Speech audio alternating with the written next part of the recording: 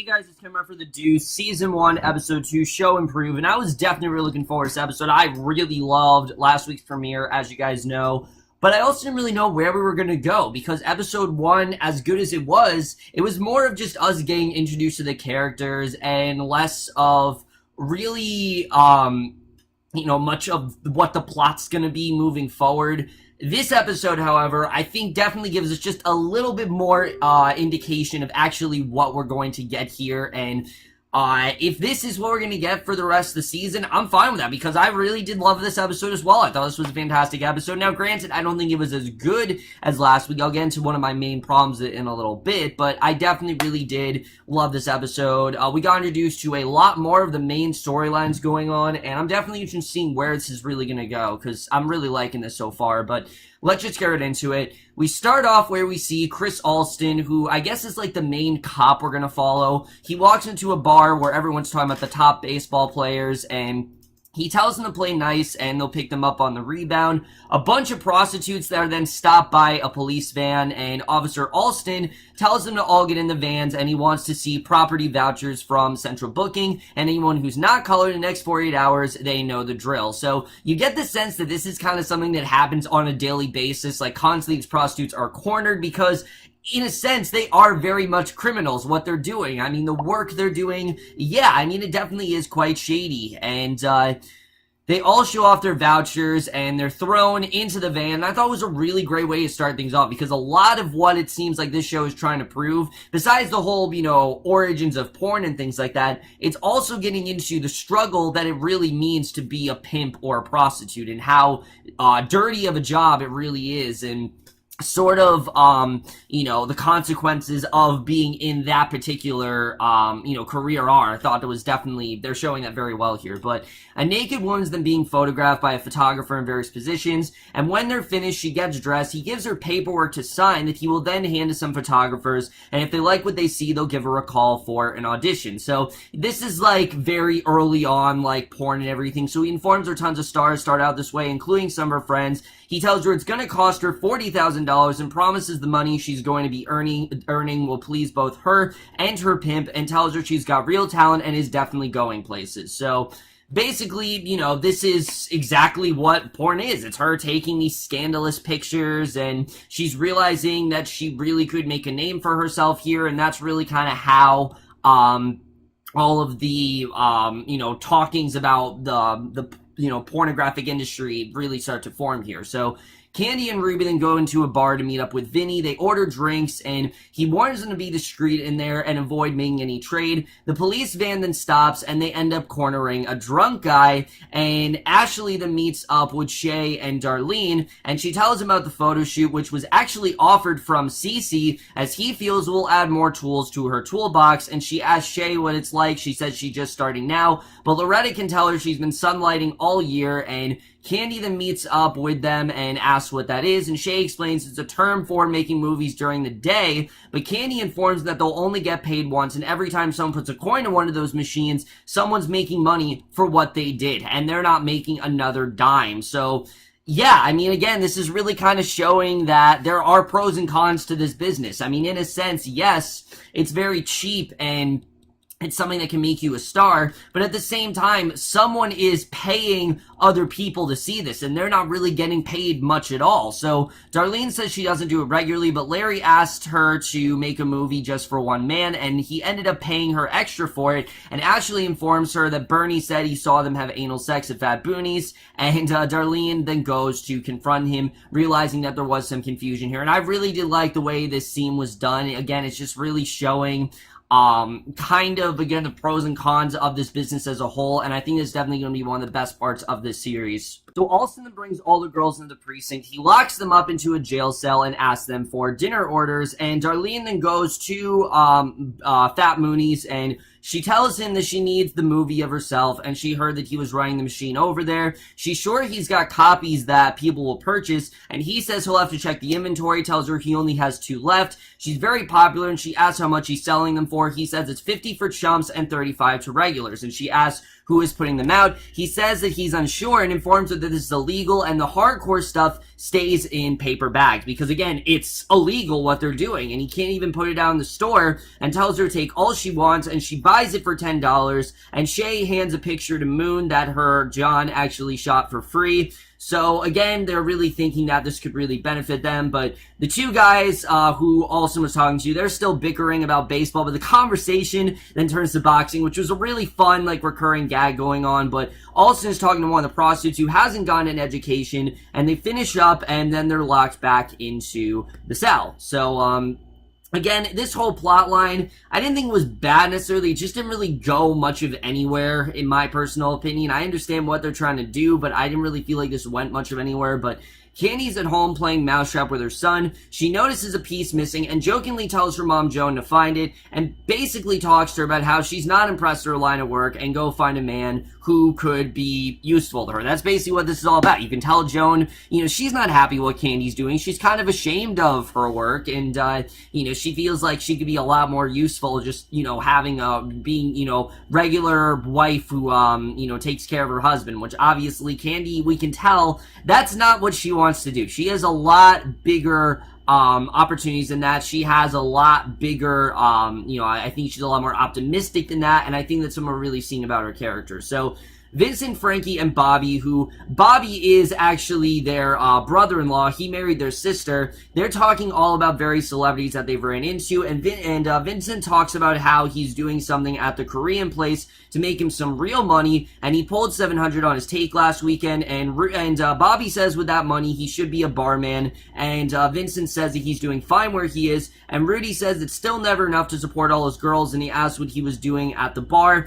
And Frankie talks about how the waitresses were wearing leotards, and Bobby says that he may stop in this week just to take a look, and it's simply just as a venal sin. So I thought that was a good scene, again, showing the bonding between all three of them. But Joan then goes to Candy and tells her that she's not his mother and Adam needs her. And Candy says she's doing the best she can. Joan tells her she covers up her actual occupation by telling Adam she works for the government in secret, since it's good for him to think she's doing something important, which, I mean, she is, but at the same time, it's not really something that Joan supports, which, I mean, can you blame her? As we've seen, it's a very shady business, and it's also very dangerous what she's doing. So Candy tells her the next time she goes to the department store to buy Adam a game, specifically Operation, and Joan says hopefully he'll grow up to be a doctor or lawyer, and Candy says she appreciates everything and leaves for work. So again, this just is kind of shedding some light on how Joan is not happy with Candy's success. I think Joan wishes that Candy had a different kind of, occupation, and I think, again, that's something that we're definitely seeing. But Bobby then stops by the bar as promised later that night. He notices how different the atmosphere is, and he then notices Tommy Longo, who's in the karting business and has construction contracts in the city, and they sit for they're sitting for one, and Vincent says that he's also a Shylock for Frankie, and a customer hands a check to cash for him to cash now, since they won't get any more cash till Monday, and Vincent asks how much payroll he has on the site, and he says 82 grand, and he then goes to talk to Longo. And Vincent's plot is one of the most compelling plots of this episode. I actually really do like where it goes here, and again, I thought that this part of the episode was definitely one of the most compelling parts here. However, we then get what I think is by far one of the best scenes this episode, which is a scene between Lori and Cece, who they're laying in bed post-coital, and they smoke crack, and she's looking at a magazine of Jane Fonda, and he asks if he'd like her to look that way, and Cece says that she has nothing on her since in that movie she doesn't have a pimp, and he then tells her that he feels that no one is as alone as a pimp, and then try to make a family with their girls, but after a while they just want them to fail, and while the other pimps may treat the individual in a brotherly manner, at the end of the day all they want is Shanghai their stable, and the pigs want their money and their scalp, and he's sick of the whole dog-eat-dog mentality. And I really love this scene because, again, it's deepening Cece as a character. He's not just your typical pimp. He actually, you can tell, very much wants out of it. And he says he's shown improvement himself year in and year out. And right now, all he needs is one good woman, and he's gone. And that he's taking off, making a proper home, and have a family of his own, and kick back and see the world. And she actually agrees to it. Seems like Lori might actually be interested in making this a long-term thing with Cece. And he says the thing is, he can't do none of it until he makes her a proper pile. Until then, he's going to be out of there like a warrior for his scratch, and his chosen one will be an Amazon out there for it. So again, really powerful stuff here, realizing that Cece really wants to get out of this business. He's not at all interested in this anymore. Maybe he was, maybe he was like a couple years ago, but ever since then, we see a lot with the pimps this episode, how the pimps really don't look out for each other. Every pimp kind of just wants the other one to fail, and that's something we definitely do see with Cece here. So I really loved what we got here in this scene between Lori and Cece. I thought it was definitely one of the best parts of the episode, and definitely could be one of the most compelling characters this season for sure. I'm really loving Cece so far, but Vincent then goes to Longo, who lets him know how much he owes him, and Vincent says he's doing what he can for him, and Longo says it's going to be hard for him this week since his brother's lucky streak in Queens ended abruptly, he's told, and Vincent refused to steal from Kim. He tells him he's working on it, and he then goes to cash the check. And, basically, he's got a lot of things to think about, but Cece then gets dressed, and he explains to Lori that the room and hotel clerk is all paid for. He goes over a couple of ground rules to remember when she meets up with her John, mainly to make sure he isn't infected with STDs, and she mentions her previous pimp, Darren, and Cece just freaks out, says forget about him, don't mention him whatsoever, that he's her first and last real pimp, that basically, Darren and all these other pimps she's had, they're not really real, and he puts a necklace around her, tells her she has a big day tonight and she should get herself cleaned up and get some beauty sleep, and he then asks if she's ever been to France. She says no, and he says he hasn't either. And what I took from that line is that Cece really hasn't done much. He's been in New York for a while. He's been, carting around all these different prostitutes, but he really wants more. I think he's really starting to have this existential crisis of sorts where he's wondering, what is the meaning what is the meaning of my life? What am I really trying to do here? What else can I do beyond just being a prostitute? Is this really as good as it's going to get? And it seems like that's something he's really questioning. So she then reads a magazine, waits for her John, and again, I'm really loving where this plotline is going with Lori and Cece, and especially the way things turn at the end of the episode. Cece really does seem like he is serious when he's talking about how he does want things to work with Lori, and I don't think he's, joking about that at all. So we then see Frankie. He strolls into the bar as Vincent's negotiating with some of Frankie's mob, and once again, I just have to say it, I really, I know in the first episode I had a hard time telling the difference between Vincent and Frankie. I think I got it down, but still, there's no difference between these two whatsoever. They look pretty much exactly the same, except one's wearing a black shirt, one's wearing a white shirt, and I feel like they could have made just a little bit more of a distinction there, but he tells Rudy that they don't have the cash to cover Frankie's debt right now, but they're gonna get it and deliver beyond what they owe, and Rudy asks how many on the payroll, and Bobby says at least 140, give or take, and he bets there isn't one of them who's happy right now. No one can take home money at the end of the week. They wait till Monday, and Rudy says he gets it, as if he works in the office, and Bobby says he has access to a payroll list if that's what he's asking, and Rudy asks Vincent when he's getting this, and Vincent says that Bobby's the inside guy, and he's a manager, and that's what he does at this place and every place he's ever worked at, and he will make sure that every penny is accounted for, and Rudy says he's going to hold him to that and proposes that he's going to be the bank, and the bank will take a 5% fee out of every check, and a guy opens his envelope on Friday and finds cash. He wants 4 no-show jobs as well, bonus for his time, and he's going to give them $1,000 a week for their time as long as Frankie doesn't participate, and any payoffs or expense he has to make comes out of his cuts, and there's to be no late payments, and they do agree to this. So basically, it seems like this is something that Vincent goes on a daily basis where Frankie will participate in this very dirty money, and, Vincent has to kind of clean up, and pick up all the pieces that Frankie left behind. But after drinking, they walk Rudy back to his car. Vincent says he's now got a room at the Lionel, because as we know, he's walked out of his wife's life because he realized his wife was actually cheating on him, but he doesn't need much more. He says the punch boards come into the bar all the time, but their money's spent, and at the end of the day, they got a drink too, just like anyone.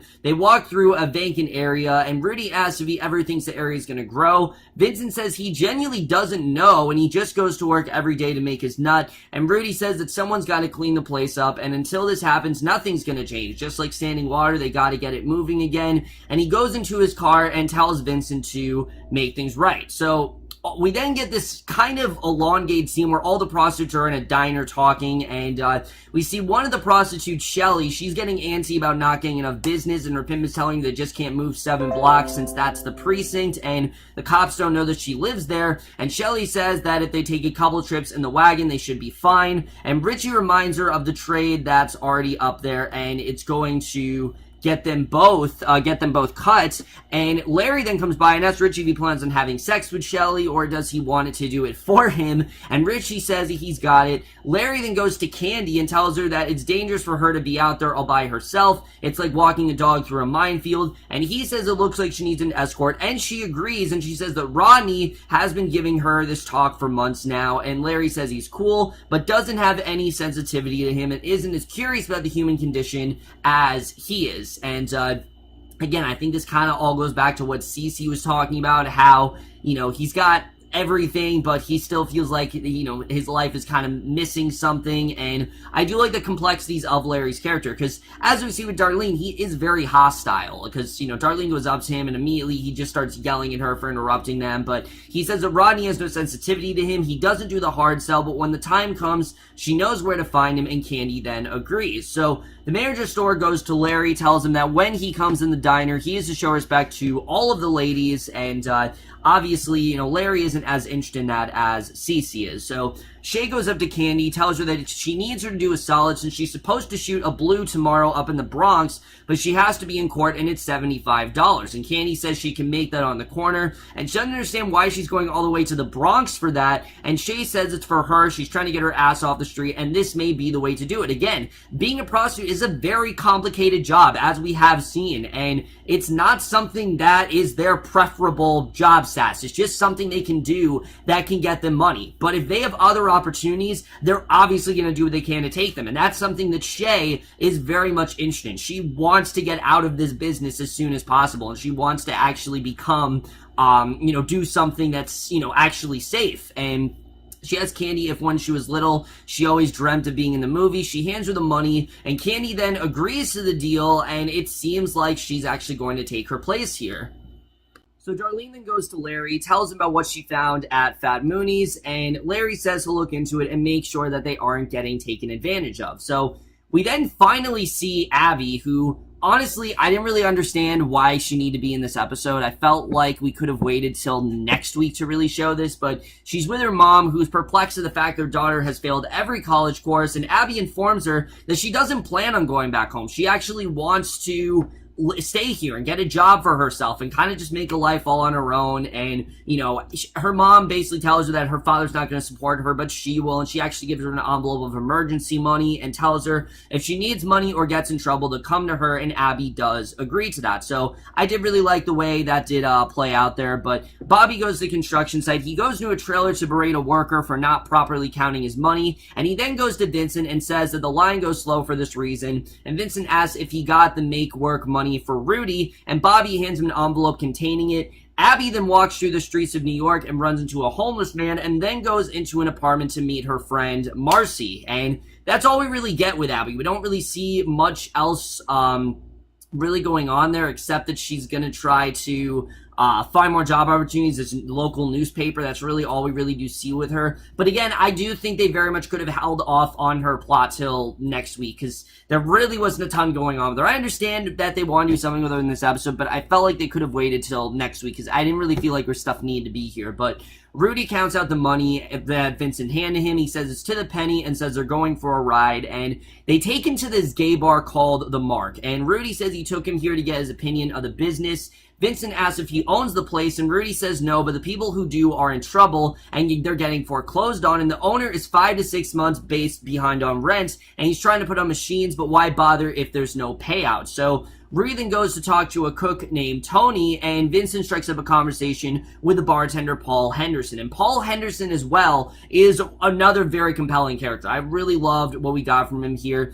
He tells him the place is sometimes popular and then it's not, and Vincent says that his has always been, and the bartender said that those places are safer. And he tells him that they got targeted and people start making complaints to customers, picking on anybody with a wedding ring on. And once that happens and word gets out, then it's over. Because again, these are clearly closeted men who are in fact gay, but they don't want to admit it. I think that's definitely part of what's going on here, or they're bi or something like that. And obviously in the 70s, that was not as accepted as it was today. And again, I think they shed some light on this really well here, because Vincent asks what he's still really doing here then. I mean, this is kind of a dead-end job, but Vincent sees a paper, and Paul says he's just taking count, and if someone orders over liquor, they're in trouble, so they gotta turn over inventory, otherwise it's dead money. So they introduce each other, and Vincent then sees Longo and Rudy return, asks if they found Tony, and Rudy says he's back there drunk and asks Vincent if he's coming. So they go outside, and Rudy asks what he thinks of it, and Vincent says that they can't even raise the dead, and Rudy says that maybe he could bring it back as something else, and Vincent says he already managed the joint. Why would he want to do this? And Rudy says that he really turned the bar around, which is why he's offering him this. Because remember, the bar as well was kind of a dead-end job, but, you know, he really did turn things around there, and he feels like this could be another great opportunity for him. So Vincent asks how he would do that for him, and Rudy says that he would get a small piece of it, maybe $1,000 a week flat, and he gets half the take from the machines he's going to install, but the business would be his. And Vincent says that there's still a debt, and no one's going to forgive that, and Rudy says a couple of Jews can hold the notes, and another guy over at the Brill building too, but he'll work it out, and he asks if he has a problem with all that, and tells him if he owns any business, he has to pay the rent, and to think of it as just a regular landlord. And this seems like, yeah, this is totally something that Vincent needs. I mean, he needs the money because of Frankie. He really doesn't have much else of a direction going on in his life. This is definitely something that Vincent could do, and he also could possibly help out Paul as well. So really, everything is kind of working out here for Vincent, and I definitely really like seeing that here. So Lori and Cece are them watching a porno film, and he says that they can't show penetration in a movie theater, and if she wants to get the full effect, she actually has to go to a retail store where they sell it in a brown paper bag. Now, I didn't know any of this, but this is all really interesting stuff to me, but again, it makes sense. This wasn't legal then, as we know. So he says that she could do that, and she says that she could act in a real movie with a story and everything, and he says that he knows that, and she's a star, and he shows her other pimps and tells her she's never going to see them again, not as long as they're good together, and he has too much respect for how hard his girls work for him to send them away. However, on the other hand, if she leaves him, things could get ugly real fast. And again, I think Cece very much does mean that. You can tell he has this genuine care for Lori, but in the same way, he's also very, I think he's just as much of, you know, kind of overstepping as much as Larry is. He's telling her, look, you can't be with anyone else. You have to be with just me. And there's no guarantee that Lori's actually going to do that. So again, I'm very interested in seeing the way that's going to play out, but Frankie then talks to Vincent about his new offer from Rudy, and Frankie doesn't get it. He already makes money, and he has all the gas he can handle without any stress of owning the place, so why do it? And Vincent says, as fucked up as he is, he's always been the one, whether it was Major League Prospect or better cars or the best women, and even their mom felt that way when they were kids at dinner, which I found very interesting. Their mom apparently would serve him first, and this is his opportunity to be the best and serve from the ground up, and maybe it's his time to shine. So, you know, Vincent is just looking at this as one opportunity. He's looking at this as the opportunity. Frankie has always been the more interesting brother. Frankie, you know, as much as he is kind of a fuck up, Vincent feels that he finally has some sort of direction in his life and that this is his purpose and that maybe he's finally going somewhere. And I love seeing that. I really think it's a very compelling arc, and I'm very interested in seeing how that does play out here. I think it's definitely very interesting. I'm looking forward to seeing what they do with that, but basically, this is his opportunity to be the best, and that's kind of what he wants to do. So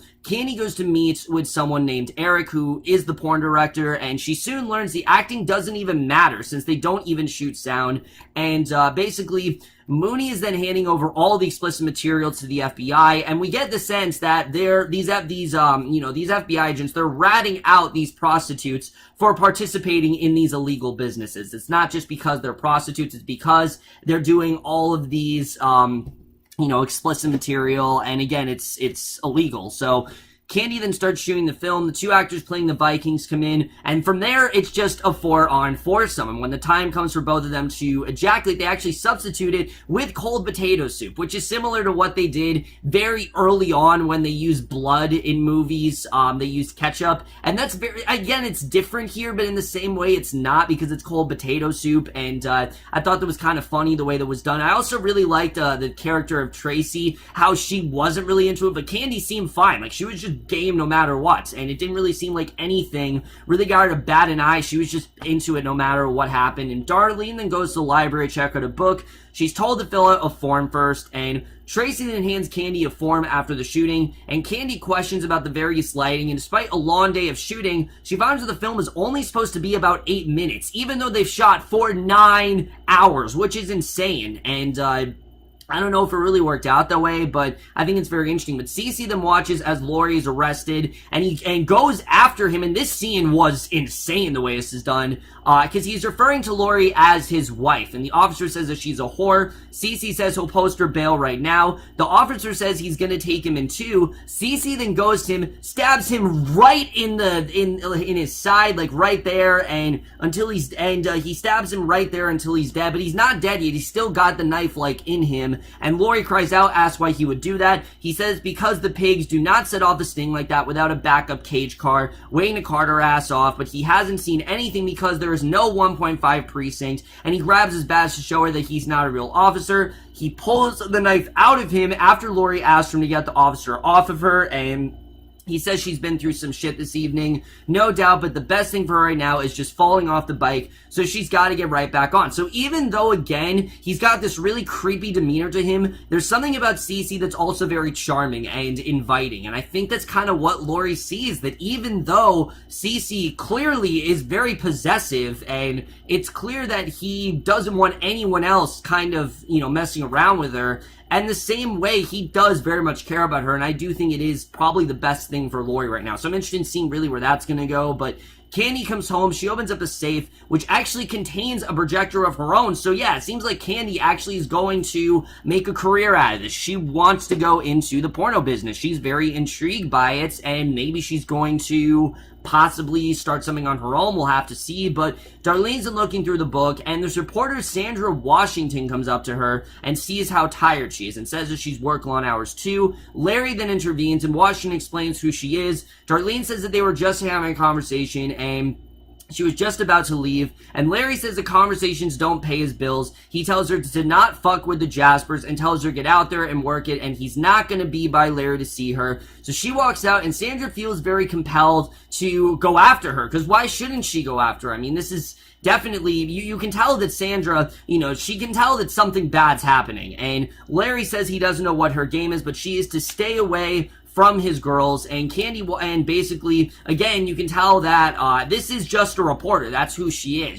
She's trying to report on this stuff, but this could end up really bad with Larry. I'm interested in seeing how that's going to play out as well. But Candy then watches the film, and she's very intrigued by it. Laurie tries to go, but about her night, but she's kind of shaken when she sees all these cops, and the episode actually ends as it started. We see more prostitutes are being told to get into the van, and one of them actually is Vincent's wife, and that's basically how this episode ends. So overall, guys, a lot of stuff to think about really with this episode. First of all, right off the bat, I love where Vincent's storyline is going. Like I said, I think this whole idea of him having this business all to himself and maybe helping out Paul possibly, because it's clear that Paul he likes what he's doing, and he as well, he's doing it. Why he's doing it? Because he's still getting paid, and we don't know much else about his character, but I think Vinny is very much intrigued by him, and I think he might actually help him out, so I'm looking forward to seeing where their whole sort of friendship is going to go. I think that definitely is very interesting. Also, I really do like Rudy. I know I've said in all these 70s shows that I think the mob always feels like this unnecessary underlying element to these shows, but this show, I think it makes sense, because as we're seeing, the prostitution and pimp business it's insane. I mean, it's one of the most dangerous businesses you probably could have been involved in the 70s, because you're in a business where, one, everyone's constantly getting corrupted by police, two, everyone's trying to outdo the other, and three, you also don't know, how your pimp's gonna be or anything like that. One of them can have STDs. I mean, it's just a very shady business. So it's it's not a surprise at all that Cece wants out of this business. And it seems like when he's talking to Laurie about wanting her to be his actual, wife, I think he genuinely means it. I think he thinks Laurie is a means to the end. Now, is she? I have no idea. I mean, this is only season 1, but I think, and it's only episode 2 of season 1, but I do think that this could possibly be the way to go. We'll have to see the way that's going to end up, and I'm definitely interested in seeing where Cece's arc is going to go. Already, we can kind of tell that I think Cece's whole arc is going to try to be, how do I get out of this business? Because he's clearly not happy about it anymore. He wants out, and you can definitely tell that. Larry is, I think, the more interesting one here, because he does seem very violent. There's a part of Larry that is very violent and very domestic and just really just not evil, but he just has this very abusive like quality to him. But then he has a scene like what he had with Candy, where he's actually very sweet to her and genuine. So what does Larry really want out of this? We don't really know at this point. That kind of remains to be seen. But it's obvious that what he's doing with Darlene is really starting to have a significant impact on her. And I think Darlene really wants out of this business. But if anyone wants out of this business, it's Candy. I think Candy absolutely wants out of this. I mean, we can tell Joan, she's not all happy what Candy's doing. She really doesn't support her, which we really can't blame her for, because it's not really safe what she's doing at all. But on the other hand, you also have someone like, say, this porno business coming along. And that's something that Candy is very much intrigued by. And I think Candy, she's going to try to enrich herself in this business as much as possible. Maybe even possibly become a director, which I don't know if it's actually going to work out for her, but it seems like that's kind of where she wants to go. And again, we know how much she is a self-made woman, so she's going to do what's best for her. And that's something I already really do love about Candy's character. She's very slowly becoming one of my favorite characters on the show. Definitely. I'm really loving what they're doing with her.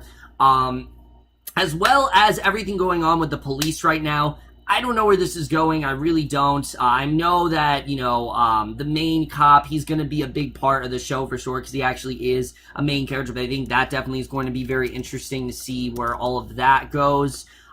Really my only complaints with this episode, guys, is one, I didn't really think we needed Abby in this episode. I understand she's a main character, but I didn't really think she needed to be here. I felt like she was only here because they needed her to be in the episode, and they just had to put some of her arc in here. But honestly, I felt like her stuff didn't really need to be in here. I felt like everything else, had a lot, there was a lot going on with every other plot. Her plot, there really wasn't a ton really going on, other than the fact that we know she wants a job, and I'm assuming she's going to end up working at Vincent's business. That's where I think this is going to go, because it's clear these two are going to start some sort of relationship. I mean, I think they made it pretty clear in the first episode, and I think that's kind of where we're headed, that her and Vincent are going to, she's going to end up working for him. But again, we'll have to see where that's going to happen there.